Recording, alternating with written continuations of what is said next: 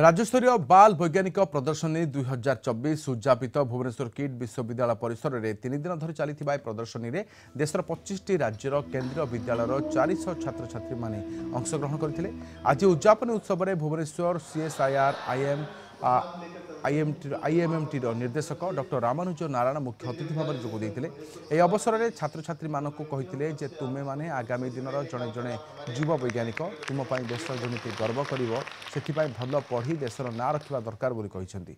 7टी theme को नहीं चली प्रदर्शनी में स्वतंत्र भाव में दिव्यांग छात्र छात्री और मिलेट थीम सामिल थिला।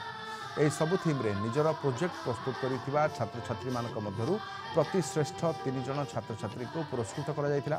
किट विश्वविद्यालय समस्त प्रकार सहयोग साहाय्य पाई किट किस प्रतिष्ठाता डॉक्टर अच्युत सामंत एवं किट किस क्रीड़ा निर्देशक डॉक्टर गगनेन्दु दास धन्यवाद देते।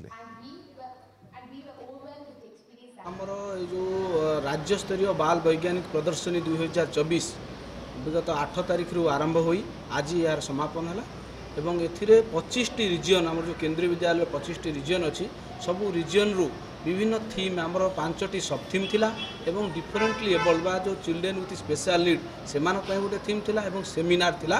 एपरी आम 7टी थीम को लेकर आम प्रदर्शनी करूँ एवं प्रति थीम रे प्रति रिजियन रु 3 जन जो मैंने से रिजियन रे फर्स्ट सेकेंड थर्ड होती से पार्टिसिपेट करते।